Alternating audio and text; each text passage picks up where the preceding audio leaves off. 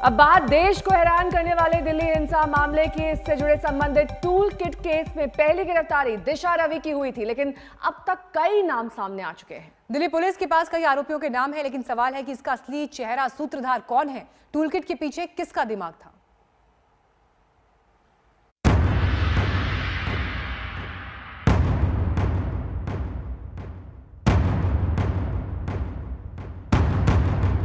Tool kit case का असली सूत्रधार कौन है? दिशा रवि प्यादा भर है तो असली दिमाग किसका है? कौन चाहता था दिल्ली में आग लग जाए? दिशा रवि की गिरफ्तारी के बाद से ही इन्वेस्टिगेशन में जुटी दिल्ली पुलिस की टेबल पर अब तक 9 नाम आ चुके हैं।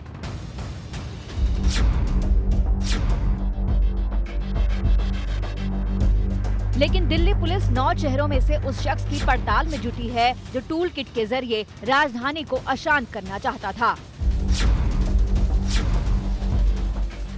दिशा रवि की गिरफ्तारी हो चुकी है। पुलिस के मुताबिक दिशा ने ही टेलीग्राम से ग्रेटा थर्नबर्ग को टूल किट शेयर किया था। बाद में एक्शन के डर से टूल किट को डिलीट करने को कहा था। दूसरा अहम नाम है निकिता का, जिसके खिलाफ गैर जमानती वारंट जारी हो चुका है। पुलिस कह रही है निकिता टूल किट एडिट करने वालों में से हैं।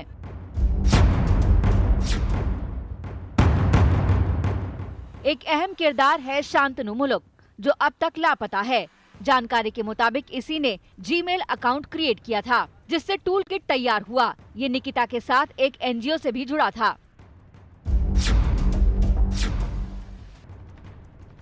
विवादित टूल किट को ग्रेटा थर्नबर्ग ने ही पहली बार शेयर किया था। हालांकि कुछ ही देर बाद डिलीट भी कर दिया था।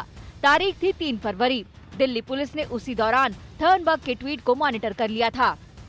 मकसद ये था कि टूल किट को इतना प्रोपेगेट किया जाए वर्ल्ड वाइड कि जो हमारी एम्बेसीज बाहर इंडिया से एम्बेसीज जो बाहर है उनके खिलाफ भी प्रदर्शन हो और जो इंडिया का जो इमेज है उसको टार्निश किया जाए। और इसलिए जो भी बड़े जैसे इनकी फॉलोइंग ज़्यादा है उनको इसमें रोप इन किया गया। लेकिन इस पूरे मामले में सबसे अहम नामों में से है M.O. धालीवाल। ये कनाडा में रहता है और खालिस्तानी समर्थक है। इसी ने 11 जनवरी को जूम मीटिंग में किसान आंदोलन में कुछ बड़ा करने को कहा था। पुनीत नाम की महिला वो किरदार है जो कनाडा में रहती है। आरोप है कि पुनीत ने ही धालीवाल का परिचय निकिता जेकब, दिशा और शांतनु से कराया था। तब इनकी आपस में टूल किट के मसौदे पर चर्चा हुई थी। कनाडा निवासी अनीता लाल भी मुख्य आरोपियों में से एक है। अनीता 11 जनवरी की जूम मीटिंग में भी मौजूद थी। ये खालिस्तानी समर्थित वर्ल्ड सिख ऑर्गेनाइजेशन की को-फाउंडर भी है। अमेरिकी नागरिक पीटर फेडरिक पर्यावरण कार्यकर्ता है, लेकिन इसके संबंध खालिस्तानी समर्थक भिंडर से बताए जा रही हैं। टूल किट विवाद में नाम उछला तो फेडरिक खुद सामने आया और सफाई दी। कहा कि मेरा इससे कोई लेना देना नहीं है। और अब वो चेहरा जो पाकिस्तान के भारत विरोधी एजेंडे को चलाने का हुनर जानता है, भजन सिंह भिंडर ISI का K2 यानी कश्मीर खालिस्तान डेस्क संभालता है। पीटर फेडरिक से इसकी दोस्ती है, यानी टूल किट का कनेक्शन ISI से भी जुड़ रहा है। इंडियन सिक्योरिटी एस्टैब्लिशमेंट इनको जानता है 2005-6 साल से। इनका नाम उभरा था। एक भजन सिंह भिंडर साहब हैं, BS भिंडर एलियस इकबाल चौधरी, जो ISI की K2 डेस्क के बहुत पुराने प्रोपोनेंट रहे। उनके साथी होने की वजह से इनका नाम 2006-7 से इंडियन सिक्योरिटी एजेंसीज के रडार पे रहा है। दिल्ली पुलिस एक आरोपी का टूल किट वाला राज जुटाने में लगी है। जल्द ही असली आरोपी बेनकाब होंगे। दिल्ली से तंसीम हैदर और अरविंद ओझा के साथ आज तक ब्यूरो। दिल्ली पुलिस की साइबर सेल लगातार जांच पड़ताल कर रही है ताकि टूल किट केस की तह तक पहुंचा जा सके। उधर निकिता जेकब की अग्रिम जमानत याचिका पर आज बॉम्बे हाई कोर्ट फैसला सुना सकता है। दिल्ली पुलिस को दिए बयान में निकिता ने बताया है कि उसने कोई गलती नहीं की।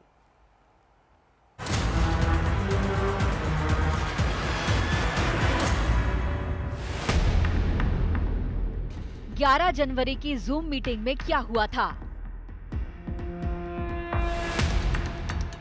किसानों के ट्रैक्टर मार्च के बहाने हिंसा की साजिश किसने रची?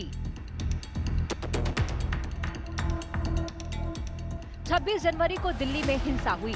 किसानों के ट्रैक्टर मार्च के दौरान जमकर उत्पात हुआ। ऐतिहासिक धरोहर का अपमान किया गया। सब कुछ उस टूल किट के मुताबिक हुआ जिसे ग्रेटा थनबर्ग ने 3 फरवरी को शेयर किया था, यानी ठीक हिंसा के 8 दिन बाद। दिल्ली पुलिस दावा कर रही है कि थनबर्ग का शेयर किया गया टूल किट ही हिंसा का आधार बना। किस प्रकार से 26 जनवरी को एक वायलेंस क्रिएट करने का एक कॉन्स्पिरेसी थी, ये तो दिल्ली पुलिस की समझदारी है और संयम है था, जिसकी वजह से कोई वायलेंस नहीं हो पाया। लेकिन प्लीज बोलने दीजिए। एक कॉन्स्पिरेसी के तहत ये कोशिश की गई थी कि अफवाह फैला करके और गलत चीज़ों लोगों को बता करके और एक दंगा क्रिएट करने का एक कॉन्स्पिरेसी थी, जो टूल किट जो लीक हुआ था उसके बाद ही हमें पता चला। इस मामले में एक अहम आरोपी निकिता जेकब ने टूल किट विवाद पर दिल्ली पुलिस को बताया कि उसकी एजेंसी एक्सआर इंडिया ने किसान आंदोलन का समर्थन बढ़ाने के लिए थनबर्ग को टूल किट शेयर किया। निकिता ने कोर्ट को बताया कि टूल किट तैयार करने के पीछे कतई हिंसा का इरादा नहीं था और टूल किट शेयर करने के पीछे कोई धार्मिक, राजनीतिक या आर्थिक एजेंडा भी नहीं है। उसके मुताबिक उसने कुछ भी गलत नहीं किया है। निकिता, दिशा रवि और शांतनु ने टूल किट बनाने में अहम भूमिका निभाई और उसे ग्रेटा थनबर्ग को शेयर किया।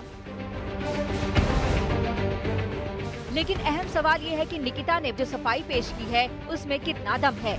सवाल इसलिए भी उठाना लाजमी है क्योंकि दिशा और थनबर्ग का जो चैट सामने आया है उससे साफ है कि दिशा ने ग्रेटा को टूल किट शेयर करने से रोका था।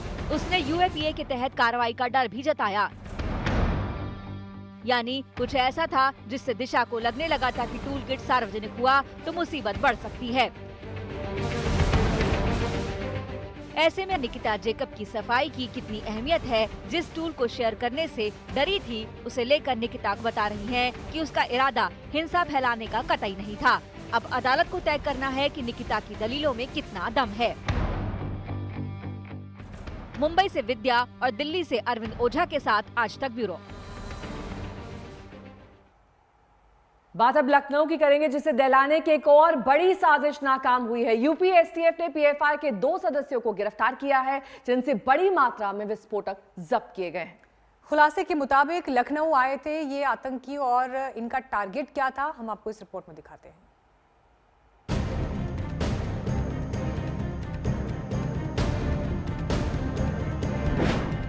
फिर पीएफआई की साजिश का बड़ा खुलासा।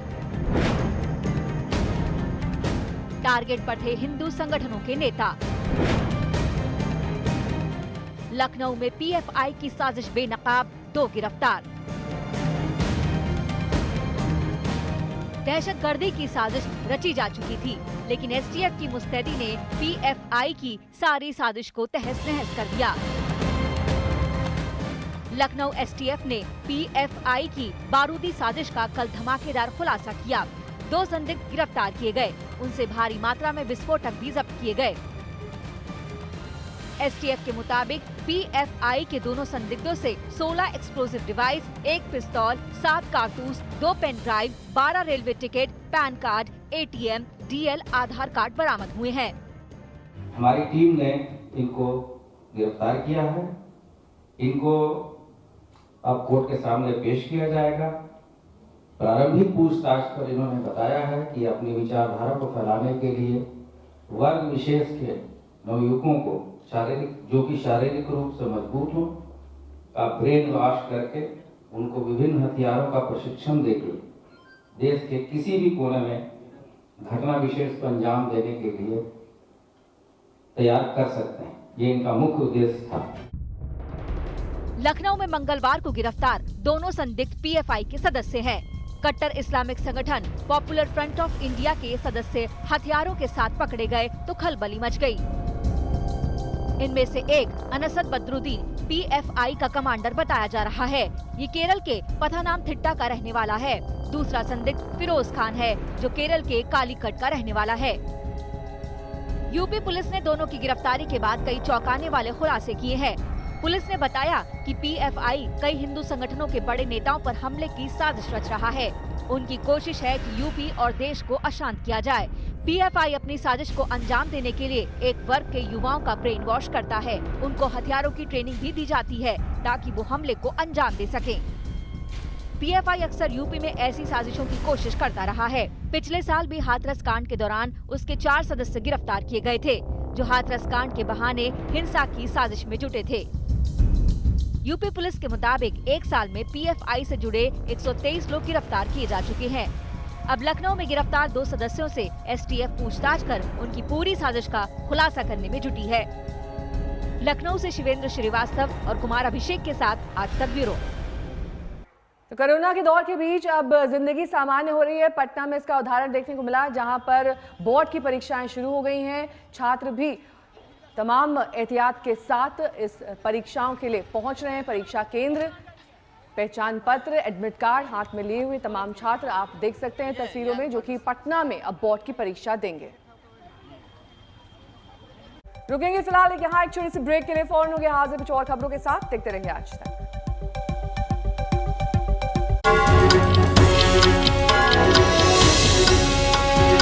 नमस्कार, मैं हूं अंजना ओम कश्यप। हमें उम्मीद है ये वीडियो आपको पसंद आया होगा। लेटेस्ट खबरों के लिए यूं ही देखते रहिए आज तक, और इस वीडियो के पसंद आने पर लाइक, शेयर एंड सब्सक्राइब करना ना भूलें।